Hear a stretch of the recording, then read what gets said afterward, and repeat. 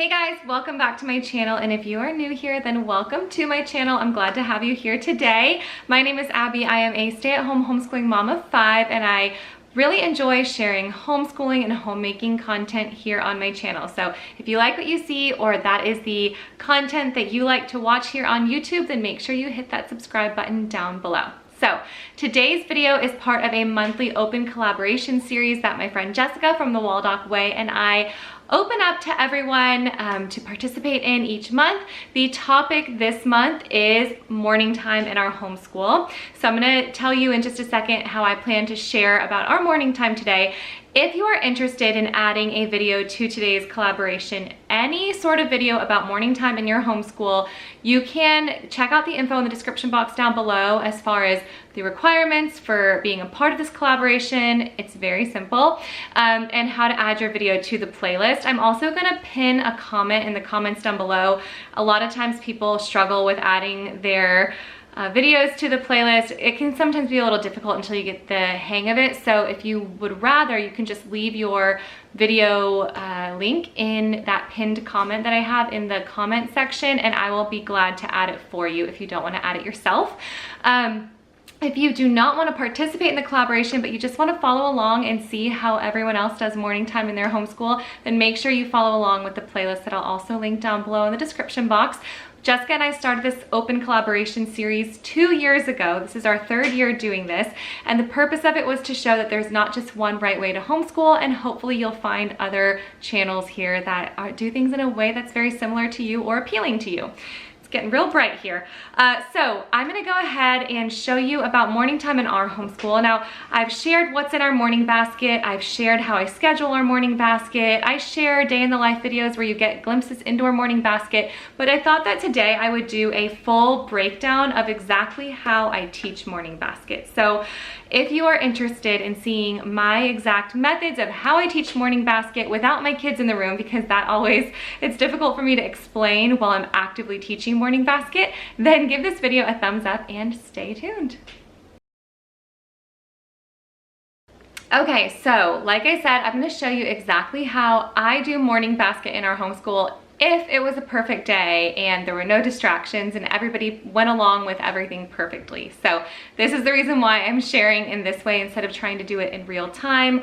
Also, just to keep my kids from feeling nervous about having a camera in their faces as they're giving me their narrations and things like that. So we're gonna go about this as if you guys are almost like my student, you're my child, and I'm gonna share morning basket with you as I would with my own kids. So the very first thing that we do is we do our family devotions. So I do keep this in our morning basket, although it really usually happens at our dining room table over breakfast. So we are reading Wonderful.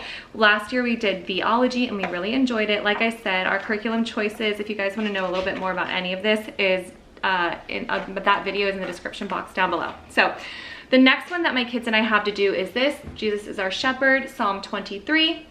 So we would read Psalm 23, then I would read a section of it here that's written in the book. I'd read them this story. Imagine you're traveling with your family to a new city, kind of explains all about Psalm 23. And then there's a closer look, rewrite Psalm 23 as a prayer to Jesus. So we'll discuss all of that. I'll ask my kids for a narration of what I just read to them, and that's it. We'll do a little prayer. We're sitting there eating breakfast. As soon as breakfast is finished, then I dismiss them to their time alone with God. I did a whole video on that. I will link that one down below as well. But that's essentially where I set a 20-minute timer and they head off to their rooms and they do their own personal quiet time after we do the family devotional. When they're finished with that, then they come out here to our school table, and if they would like to do something while they're waiting for their siblings to come on over, in our morning basket we have 2 options currently. We have these My Year of Writing books. They each have their own that they can do some creative writing in. And then we also have the Spirit of the USA books. These are just some fun workbooks they like to work through. So if they want to write or doodle, or if they would like to do like a crossword puzzle or something, they choose one of these, and this is just something for them to do. So they're at the table, seated at the table after they finish that time alone with God, and we're getting ready to move on to our more formal morning basket time. After that, for my younger ones, we pull out our calendar just for the sake of it, I'm gonna say it is October 1st. I know October 1st is a Saturday, so we won't be doing school on October 1st this year, but we do this as a family, although the purpose of it is for my younger kids, because my older ones obviously know their days of the week and months of the year pretty well at this point. So we will go through and we will sing our days of the week song, and we will have one of our younger ones say what day of the week it is and change this out. Then we'll sing our months of the year song, and then we'll also talk about what the date is, what the season is, and what the time is. So we'll go ahead and do that. That leads us into a few things that we do that the date is important for. So the first thing is this, the morning exercises for all the yearbook. I've talked about this for a very long time. So I've spoken highly of this for a long time. This just gives you kind of little bits and pieces of things that you might not otherwise encounter. So October 1st, this has a little story. Okay, so a little quote on heroism. Heroism is simple and yet it is rare. Everyone who does the best he can is a hero. Josh Billings. And then there's a story that says, don't give up the ship. And it talks about the War of 1812. There was in our Navy a ship called the Hornet with Captain James Lawrence as its commander. Goes through the story there. And then at the end, it says, that was his birthday. James Lawrence, a noted American naval officer, was born in Burlington, New Jersey, October 1st, 1781. So I'll read that story to the kids, or whatever poem or whatever song is listed for that day, along with the birthdays and important dates. And then I'll ask them to tell me back what they heard or tell me something interesting, so we're getting some narration in there. So that would be the first thing that we do from our morning basket. Similar to that book is this book, The American Patriots Almanac. Again, following our calendar time, and that morning exercises book will then go find October 1st in this book. So let's see what happened in America on October 1st. Okay, October 1st. On October 1st, 1986, Congress declared Mother Teresa an honorary citizen of the United States. So it goes a little bit into her life. And then it talks about other honorary citizens in America. And then there's this little American history parade section at the bottom where it tells you on this day in 1811, the first steamboat traveled down the Mississippi River. It's known as the New Orleans. It reached its namesake city after a month-long trip from Pittsburgh. In 1890, Yosemite National Park is established. In 1908, Henry Ford introduces the Model T. And it kind of goes through Disney World in 1971. Opened in Orlando. So if that would give the kids opportunity for discussion, we rarely get through some of these important dates without them asking questions, without me needing to pull my phone out and getting more information because they're interested in things. So already they're getting tons of historical information. We're starting good discussions. There's opportunity for narration, and it's all centered around the date. There's one more thing that we do as part of our little calendar time, and that is this, Sing a Song of Seasons, a nature poem for each day of the year. So for October 1st, the poem is, the leaves are green. The leaves are green, the nuts are brown, they hang so high they will not come down. Leave them alone till frosty weather, then they will all come down together. So sometimes they want to do a little illustration, or they want to, like my younger ones want to like sing it out or play it out. Sometimes we just read it. Sometimes if, for example, it is on a weekend, then October 3rd, which will be a Monday, we'll go back and read the ones that we missed because it was the weekend. So that is the other thing that we do that is specific to the date.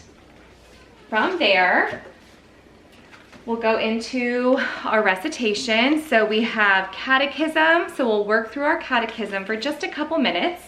They also have morning menus, and inside of those menus, I just actually don't have them here at the table right now. They're in my car because we bring our menus also to co-op.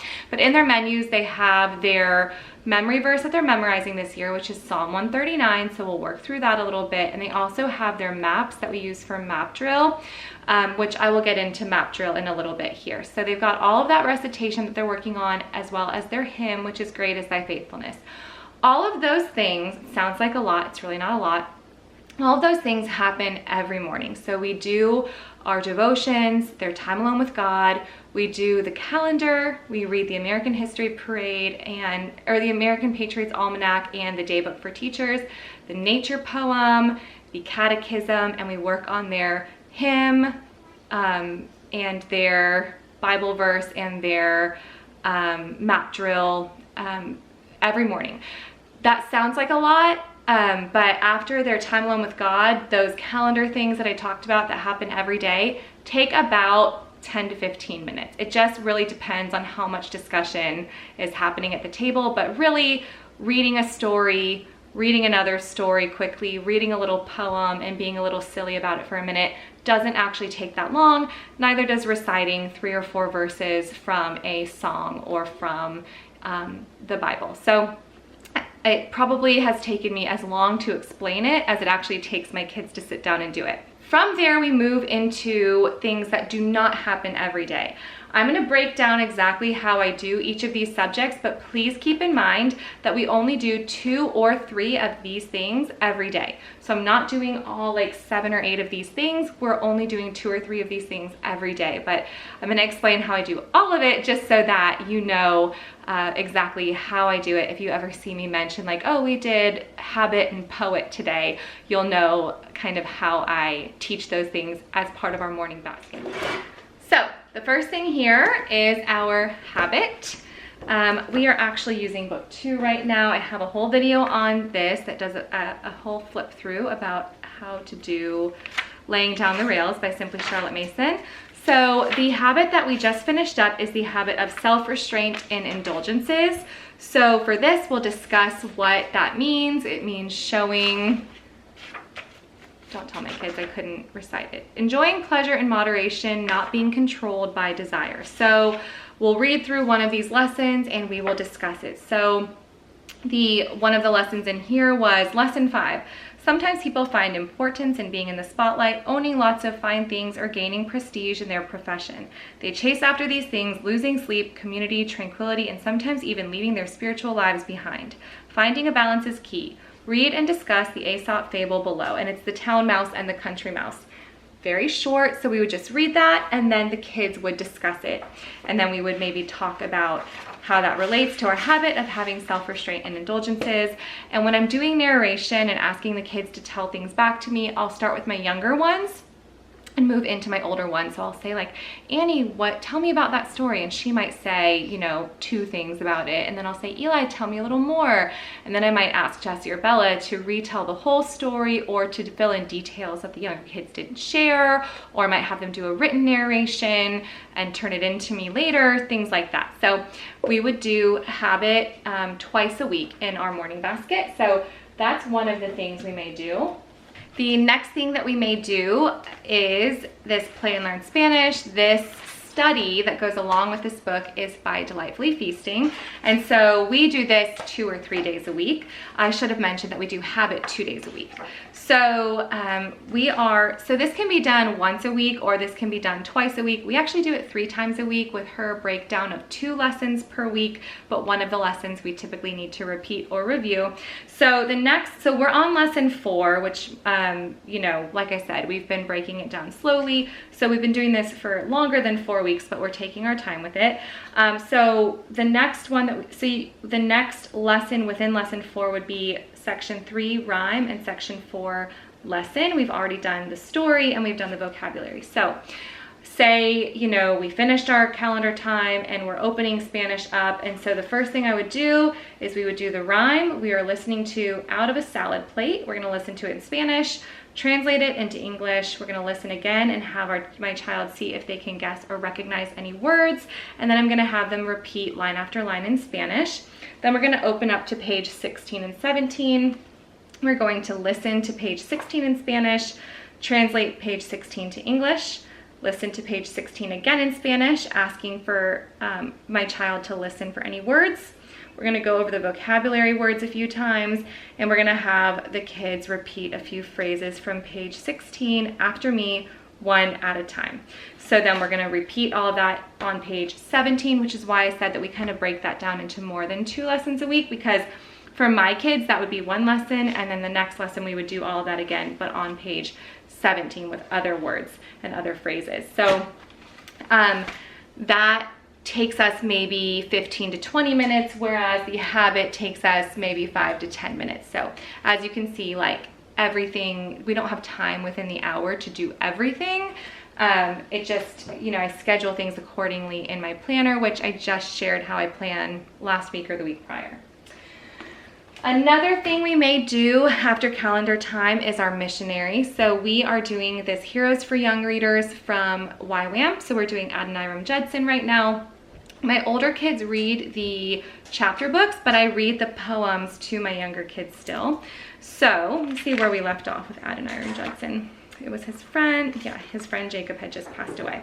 So I'll only read a couple of these pages, and then I'll have the kids narrate what we read.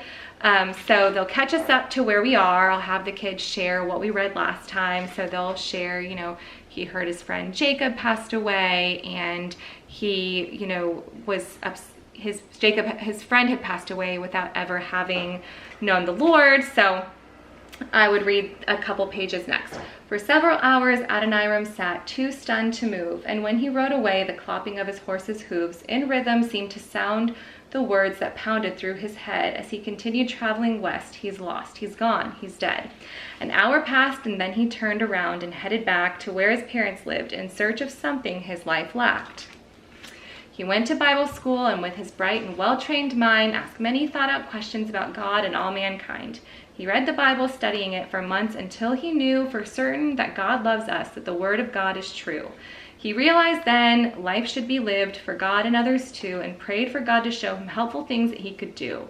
One day he read about a place called Burma, where the king and people did not know the one God worth our worshiping. He thought, could this be just the challenge that God has in store? To go would give him purpose, something he'd been waiting for. Before he went, he finished Bible school, and then he married young Anne, a deacon's daughter, and together they were carried by ship to far-off Burma and were the first to be real missionaries from the States to ever cross the sea. A lot happened in those 2 pages, so I would probably stop there and ask them for a narration. If my kids have read his YWAM chapter book, I'll ask them if they remember specific details from when they read that book that they could share with us. So that may be another thing that we do. And as you can see, that may take us 2 to 3 minutes. Another thing we may do is add a new country to our map drill. So like I said, map drill is something that happens every morning in their morning menu, but every few days we'll add a new country for them to map. So this year we're doing Europe. So I would either flip to Hungry Planet, Material World, or, here it is. Nope, that's not it. Nope, that's not it either. There it is. And or Window on the World, and we would find a new country and we would add it to our map drill, and we would read about the items they own in their homes, or the food that they eat in their culture, or how to pray for that country. And then we would just add it to our map drill, and you know, we wouldn't add another country for a few more days.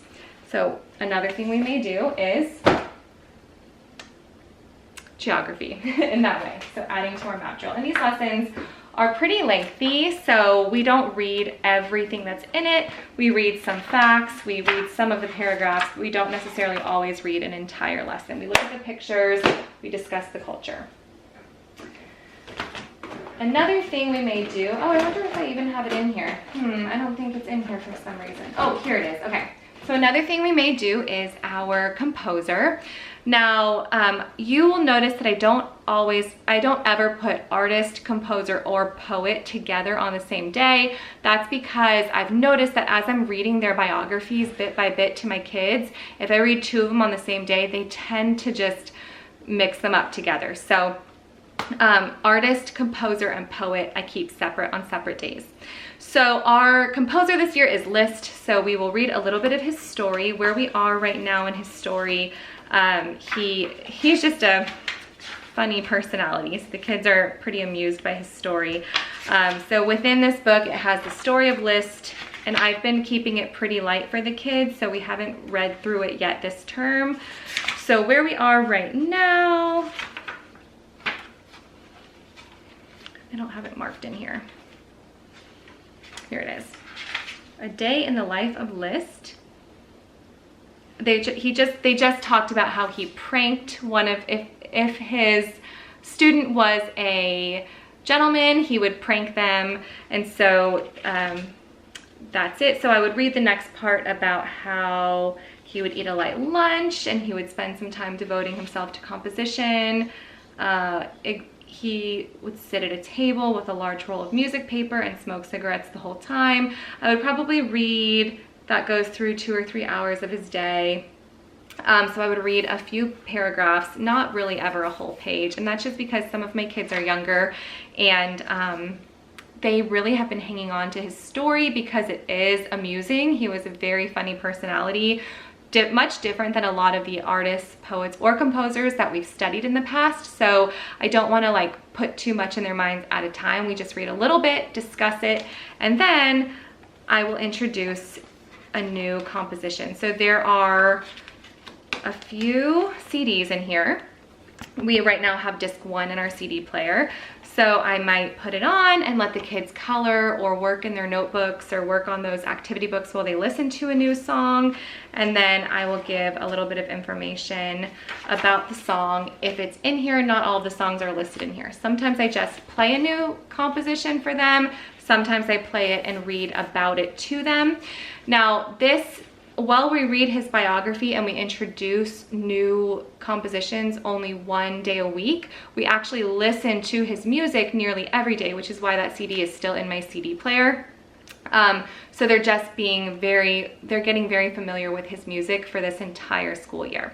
So we only introduce a little bit more of a story and a little bit more about one specific song 1 day a week. The other part that I mentioned that I don't do on the same day. So artist, composer, poet. Here is my picture study portfolio. We are doing Malay. This has become one of my kids' most favorite artists that we've ever done. So picture study is probably our strongest point in our morning basket. So we've already read his whole story, but I will introduce his story in the same way, just reading a little bit about his biography, asking the kids for narrations. But like I said, we've already taken a few separate meetings to read through his whole biography. The next thing that I would do is I would pick a picture. So let's say this one. I have not introduced any information about this picture yet.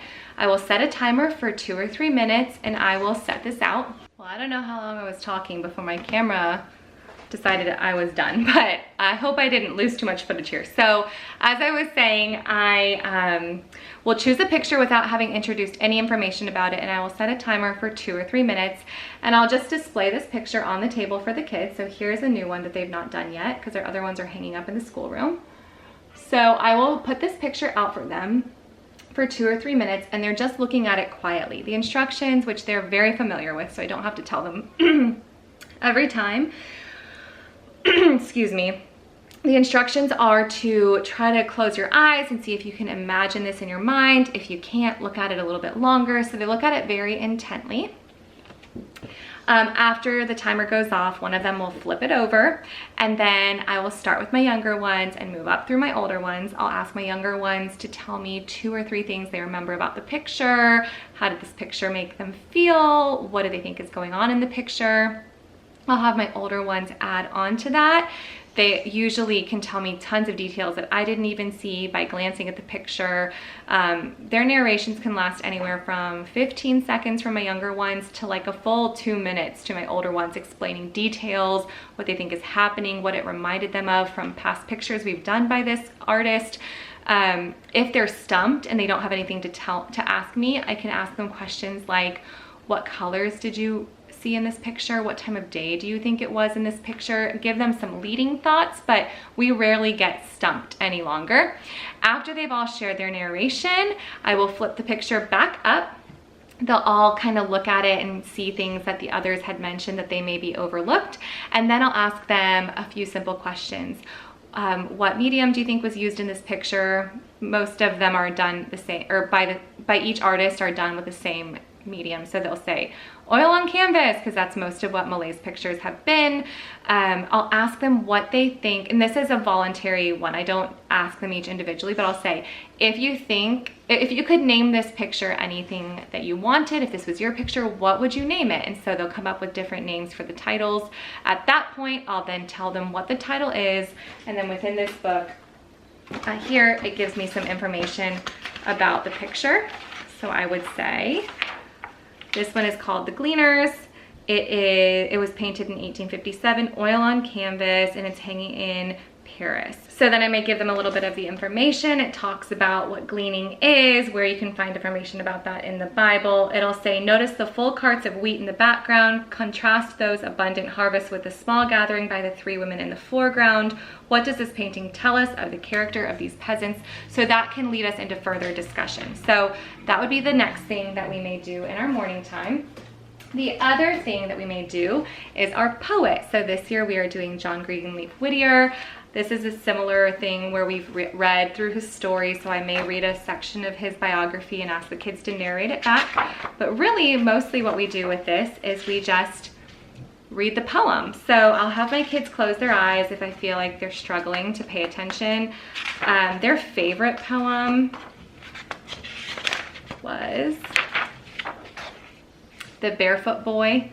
So I'll read through just one poem. So I'll just read whatever the next poem is. We'll talk about it. Sometimes they want me to read through it one more time. I just have them share back what they heard, share what they enjoyed about it. I don't give them many leading thoughts in their study. This is just to become familiar with the poet and to enjoy the poems. Actually, yeah, that's what it's called. Enjoy the poems. So this is not a formal study in the sense of like, okay, tell me about the rhyme scheme. Tell me about this or that. It's very much just, let's celebrate these poems, enjoy them. So we only focus on one each time, so just one per week. The last thing that we may do is read a chapter or 2 of Story of the World. So that is the only other family subject that I haven't mentioned yet. So we'll read through history, either 1 or 2 subchapters, and that's it. This only happens twice a week. So artist, composer, and poet only happen once a week. Everything else happens 2 or 3 times a week. And all together, the things that I just mentioned, I only do 2 or 3 of them each day beyond our calendar and daily work. So, oh, sorry, there's one more thing in here worth mentioning. We have our Book of Centuries. So as new dates or new characters are introduced, we may add them to our Book of Centuries if they are meaningful enough to the kids to add to their Book of Centuries. So that's the other thing that's in here. So I hope that that was helpful for those of you who have been asking me questions about Morning Basket. Sometimes I'll casually share like, oh, you know, we're doing our poet or this or that, or I'll show curriculum and people are like, do you do all of that every day, or how long does that take you? So I hope that that was helpful as far as breaking that down. This is something that we have added piece by piece as the years have gone on. I'm currently in my 11th year of homeschooling, so I didn't just start with a basket full of all of this. Maybe we started with an artist study and then we added a composer the next year, and then we added a poet the next year. So we didn't always do all of this at once. And as things become important to me, for example, adding in missionary stories, we'll slowly incorporate those things into our morning basket. But I didn't go from 0 to 60 like that and add a full morning basket and try to tackle it all at once. This is very much something that my kids have become accustomed to and grown into, so I'm not overwhelming them with all of the subject matter. So that is how we do morning time in our homeschool. All together between their Bible time and our devotion time and this actual basket, I would say it takes us about an hour and a half or so. An hour for actual intentional time sitting down with the basket, but about a half an hour for all the Bible time that happens before that. One thing I didn't mention is that while I'm reading through this, if I notice they're starting to get restless, we have all sorts of like blocks and games and toys and books. And every now and then I'll take a little coffee break and be like, okay, I'm gonna go get a sip of coffee if you guys wanna play for about 5 minutes. And it just helps keep everyone happy and calm, and while they're still in the same room, so I can call them back to the table, they don't wander off and go play with Legos in another room. It gives us a little break every now and then as needed. But for the most part, they do pretty well getting through it in about an hour. So lots of little bits. Sonia Schaefer shares all the time with the Charlotte Mason method that little touches add up. And I don't remember what she said they add up to, but it's a bunch of little touches of things. And when you read through things and you do little bits of this story, little bits of that story, at the end of, you know, 13 years of home education, it's built into a beautiful feast in their mind. So that is how we do morning basket. If you guys are interested in how others do morning time, make sure you check out that playlist in the description box down below. If this was helpful for you or you have any more questions, please let me know in the comments down below. I always love feedback on these types of videos, and I will see you guys soon. Bye guys.